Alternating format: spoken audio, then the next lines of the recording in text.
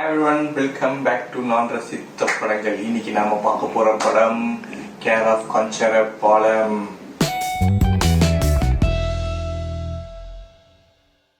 இந்த படம் written and directed by Venkatesh Maha and produced by Rana Daggubati and Praveena. இந்த படத்தை இண்டஸ்ட்ரியில a small film with large heart ன்னு சொல்லுவாங்க. எஸ், அந்த படமும் அந்த மாதிரி தான். ரொம்பவே சின்ன ஒரு எப்படி சொல்றது, பெரிய ஆர்டிஸ்ட்லாம் கிடையாது, எல்லாருமே புதுமுகமாக தான் இருக்கும். அந்த படத்துல வேற யாரையுமே நீங்க அவ்வளவா பார்த்துருக்கவே மாட்டீங்க. அந்த மாதிரியான கேரக்டரைசேஷன் தான். பட் இந்த படத்தை பார்க்க நம்ம படத்தை பார்க்குறோமா இல்லை படத்துல நம்ம இருக்கோமா அப்படின்றதே நம்மளுக்கு தெரியாது. அந்த அளவுக்கு ஸ்கிரீன் பிளே ரொம்ப அழகா இருக்கும். అమ్మలారా అక్కలారా చెల్లెళ్ళరా మన ఊరు రాజుగారికి 49 సంవత్సరాలు వచ్చిన పిల్లలు కనుక ఆడవాళ్ళంతా నానా రకాలుగా మాట్లాడుతున్నారు, మగవాళ్ళంతా பயப்படுతున్నారు. ஸோ இந்த ரிட்டையர் ஆக போறாருல, அவர் வந்து ஒரு ஆஃபீஸில் அட்டெண்டராக வேலை செஞ்சுட்டு இருப்பாரு. அவர்லேருந்து தான் ஆரம்பிக்கும் படம். அவர் காலையில் எழுந்திரிச்சு யோகா பண்ணுவாரு, அந்த மாதிரி போய்கிட்டே இருக்கும். ஸோ அவங்க ஆஃபீஸில் புதுசாக ஒரு மேனேஜர் வந்திருப்பாங்க. அவங்க அந்த மேனேஜருக்கும் இவருக்கும் கொஞ்சம் நட்பு ஏற்பட அந்த நட்பு பின்னால காதலாகும். அது ரிட்டைர்மெண்ட் ஆகிற ஏஜ்ல கல்யாணம் பண்ணிக்கணும்னு ஆசைப்படுறாங்களே அப்படின்னு சொல்லிட்டு சொசைட்டில ஒரு மாதிரி பேசுவாங்க. நம்ம ராஜு, அதாவது அவர் தான் ஹீரோ, அவரு இருக்க அந்த காலனிலையும் நீ கல்யாணம் பண்ண போறேன்னா இங்க இருக்கக்கூடாது அப்படின்ற மாதிரி சொல்லுவாங்க.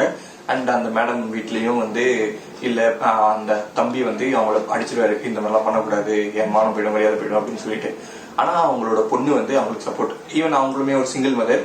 இவருக்கு கிட்டத்தட்ட 60 வயசு வரைக்கும் கல்யாணமே ஆகாம இருந்திருக்கும். அப்பத்தி 90s கிட்ட போல அவரு. ஸோ அப்படி போய்கிட்டு இருக்கோம். அந்த டைம்ல நடுவில் ஒரு கதை வரும். நடுவில் ஒரு கதை, ஒரு சின்ன குழந்தைங்க கதை, ஸ்கூல் படிக்கிற குழந்தைங்க. அந்த கதை என்ன அப்படின்னு பார்த்தா, அந்த பையன் வந்து ஒரு சின்ன பொண்ணு இருக்கும், ஒரு சின்ன பையன் இருப்பான். அவங்க ஒரு மலரும் காதல் அந்த மாதிரி. ஸோ அந்த பொண்ணுக்கு வந்து நல்லா பாட்டு பாடுவா. அந்த பொண்ணுக்கு பாட்டு பாடணும்னு ஆசை. அந்த பொண்ணை ஸ்கூல் இண்டிபெண்டன்ஸ் டேல பாட்டு பாட வைக்கிறதுக்காக இவர் போயிட்டு அழகா போய் பாட்டு வரி இருக்கும்ல, அந்த புஸ்தகம்லாம் வாங்கி போய் கொடுப்பாரு. அதை பார்த்து அந்த பொண்ணு வந்து பாடும். இண்டிபெண்டன்ஸ் டேல அவங்க ஸ்கூல்ல பாடும்போது அவங்க அப்பா அந்த பக்கமா வந்துருவாரு. வந்துட்டு இந்த மாதிரி பாட்டெல்லாம் பாடுறத பார்த்துட்டு அடிச்சு இழுத்துட்டு போயிடுவாரு.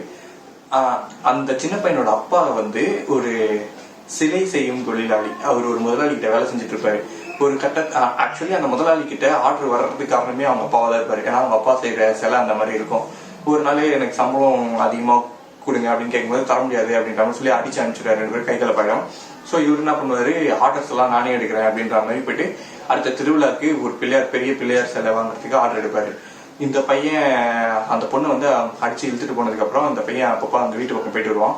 அவங்க அப்பா கிட்ட போய் கேட்கும்போது நான் வேற ஸ்கூலுக்கு மாத்திட்டேன், இந்த ஊர்லயே கிடையாது அப்படின்ற மாதிரி அவங்க அப்பா சொல்லுவாரு. சொன்னதுக்கு அப்புறம் இந்த பையன் காண்டில போய் என்ன பண்ணுவான், அந்த சிலை மேல கல்லெடுத்து அடிச்சு சிலைய உடச்சு விட்டு மறுநாள் எஞ்சி பார்த்தா மறுநாள் அந்த சிலையை டெலிவரி கொடுக்க வேண்டியிருக்கும். அவங்க அப்பாவே கடன்லாம் வாங்கி வீட்டு பத்திரத்தெல்லாம் வச்சு செஞ்சிருப்பாரு. ஸோ அந்த சிலை உடஞ்சதுக்கு அப்புறம் அவங்க அப்பாவால அவமானம் தாங்க முடியாம ப்ரெஷர்ல சூசைட் பண்ணிப்பாரு.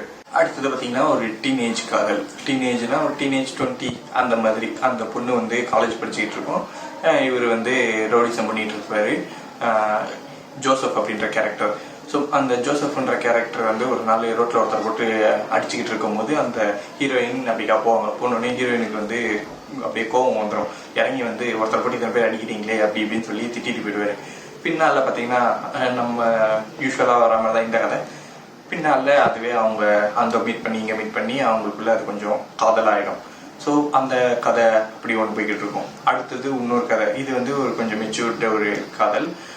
அடுத்தது கட்டம் அப்படிங்கிற ஒரு கேரக்டர். அந்த கேரக்டர் வந்து பார்த்தீங்கன்னா ஒரு பொண்ணை வந்து கண்ணை மட்டுமே பார்த்து லவ் பண்ணுவாரு. அதாவது இவர் வந்து ஒரு ஒயின் ஷாப்ல வேலை செஞ்சுட்டு இருப்பாரு. அந்த பொண்ணு டெய்லி வந்து ஒரு கொட்டர் வாங்கிட்டு போகும். அந்த பொண்ணு வரும்போது ஷால்லாம் மட்டும் மூஞ்ச மூடிக்கிட்டு இருக்கும். அந்த பொண்ணு வந்து கண்ணை பார்த்தே இவரு லவ் பண்ணிடுவாரு.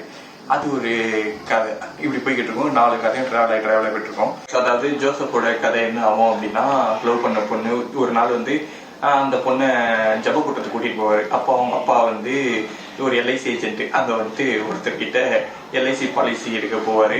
வரும்போது பார்த்தா அந்த ஜபக்கூட்டத்துல ஒரு பொண்ணு இருக்கும். ஸோ அவங்க வீட்டுக்கு போனதுக்கு அப்புறம் கைகளை போயிடும். இந்த மாதிரி அந்த மாதிரி இவர் வந்து அந்த பொண்ணுக்காக தான் வந்து ஜோசப் ஒரு இடத்துல போய் வேலைக்கே செய்வாரு. ஆனா அவர் வேலைக்கு போயிட்டு அந்த காலத்துல போன்லாம் இருக்காது. ஸோ கொஞ்சம் பீரியட் ஃபிலிம் அந்த காலத்துல ஃபோன்லாம் இருக்காது, இவங்க கம்யூனிகேஷனே பண்ணிக்க முடியாது. அவர் இந்த வேலையிலேருந்து ஹில் ஸ்டேஷன் வேலை செஞ்சுட்டு இருப்பாரு. வேலையிலேருந்து ரிட்டர்ன் வரதுக்குள்ள இந்த பொண்ணுக்கு கல்யாணமே ஆகி முடிச்சிருக்கும். அடுத்தது கெட்டம் கேரக்டர், அதான் ஒன் ஷாப் காதல். அவர் வந்து பார்த்தீங்கன்னா கண்ணு பார்த்தே லவ் பண்ணுவார். ஒரு நாள் அவர் ஃப்ரெண்ட்ஸ் ஐடியா கொடுப்பாங்க, அந்த பொண்ணுக்கு பிடிச்சது ஏதாவது கொடுத்து ப்ரொபோஸ் பண்ணுறா அப்படின்னு. அந்த பொண்ணுக்கு என்ன பிடிக்கும்னு ரொம்ப நாள் யோசனை இருப்பார். ஓ டெய்லி தான் சரக்கு வாங்கி போதே, நம்ம ஒரு குவார்டர் எடுத்துன்னு போய் கொடுத்து ப்ரொபோஸ் பண்ணுவோம்னு சொல்லிட்டு ஒரு குவார்டர் எடுத்துட்டு போயிட்டு வண்டி போட்டு எல்லாம் சொல்லுவார். ஆனால் பார்த்தா அந்த பொண்ணு அங்கே ஒரு ட்விஸ்ட் வச்சிருக்கோம். இந்த பொண்ணு வந்து பார்த்தீங்கன்னா ஒரு பாலியல் தொழில் செய்கிற தொழிலாளி. அவர் பார்த்துட்டு கொஞ்சம் ஷாக் ஆகிடுறாரு. ஆனாலும் அவர் வந்து என்ன சொல்கிறது, அவரோட லவ் வந்து கொஞ்சம் டெப்த்தான லவ். நீ என்ன பண்ணாலும் பரவாயில்ல, எனக்கு வந்து நீ இந்த வேலையை விட்டுரு, நான் உன்னை வச்சு காப்பாற்றுறேன் அப்படின்ற மாதிரி சொல்லுவார். ஸோ ஆல்மோஸ்ட் அவங்க கல்யாணம் வரைக்கும் போயிடும். நாளைக்கு தான் கல்யாணம் வைங்களாம். இன்னைக்கு நைட்டு வந்து என்ன பண்ணுவாங்க, நம்ம எப்படி சொல்கிறது, மத காவலர்கள் வந்து நீ வந்து இந்த சமுதாயத்தை சேர்ந்த பொண்ணு, நீ இந்த தொழிலெலாம் பண்ணக்கூடாது அப்படின்னு பேசின்னு இருக்கும்போது அவங்க தான் வந்து ரொம்பவே பெண்களுக்கு ஃப்ரீடம் கொடுக்குறவங்களாச்சே போட்டு டமார்னு அடிச்சிருவாங்க. அடிச்சுட்டு அந்த பொண்ணுக்கு ஒரு மாதிரி இருக்குன்னு அவங்க நைட்டு தூக்கத்துலேயே இறந்துருவாங்க. என்ன காலைல ரிஜிஸ்டர் ஆஃபீஸ்க்கு அந்த பொண்ணு வந்திருக்காது. என்னன்னு போய் பார்க்கும்போது பார்த்தா இறந்துருக்கும். ரொம்பவே சேடான ஒரு எண்டிங்காக இருக்கும்.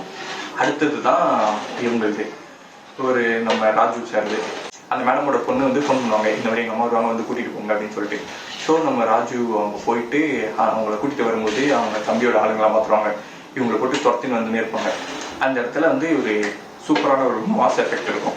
என்னன்னா, நீங்கள் அவெஞ்சர்ஸ் என்கேம்ல பார்த்துருப்பீங்க, கேப்டன் அமெரிக்காவுக்கு ஒரு இன்ட்ரோடக்ஷன் கொடுப்பாங்க. அந்த மாதிரி ட்ரெயின் போய்கிட்டே இருக்கும், ட்ரெயின் இவங்க அடிச்சுட்டு இருப்பாங்க, ட்ரெயின் போய்கிட்டு இருக்கும், ட்ரெயின் ஒவ்வொருத்தரும் அப்படியே சைலண்ட் ஆகிடுவாங்க. என்னன்னு பார்த்தா ட்ரெயின் அந்த ட்ராக்குக்கு அந்த பக்கமாக வந்து நம்ம ராஜுவோட காலனியே நிற்கும். So that is care of Kancharapalem. அந்த இடம் பேர் தான் கஞ்சரப்பாலம். இவர் அதுக்கப்புறமா இவங்களுக்கு கல்யாணம் ஆகி ஃபர்ஸ்ட் நைட்ல ரூம் படுத்துட்டு இருப்பாங்க.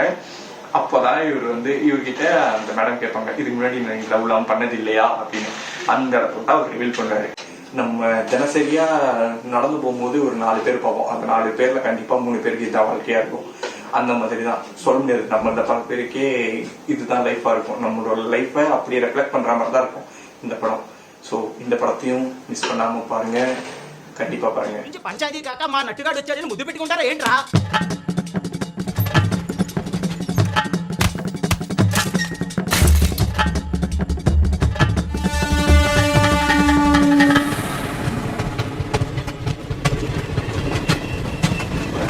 அடுத்ததா பார்க்க போற படம், இப்போ நம்ம ஆல்ரெடி வீட்டுக்குள்ளேயே தான் இருக்கும். வீட்டுக்குள்ளேயே நம்ம பண்றத ட்ரெயினுக்குள்ளேயே பண்ண எப்படி இருக்கும், அந்த மாதிரி ஒரு கான்செப்ட்ல எடுத்த ஆல்டர்னேட் ரியாலிட்டியில எடுத்த ஒரு படம், ஹாலிவுட் படம். அந்த படத்தோட பேரு எப்பவும் போல அடுத்த எபிசோட்ல. அதுக்குள்ள லைக், ஷேர், சப்ஸ்கிரைப் பண்ணாதவங்களாம் சப்ஸ்கிரைப் பண்ணிட்டு பெல் பட்டன் அமைக்கி விடுங்க. Until then, signing off, Prabhu Raj. Thank you.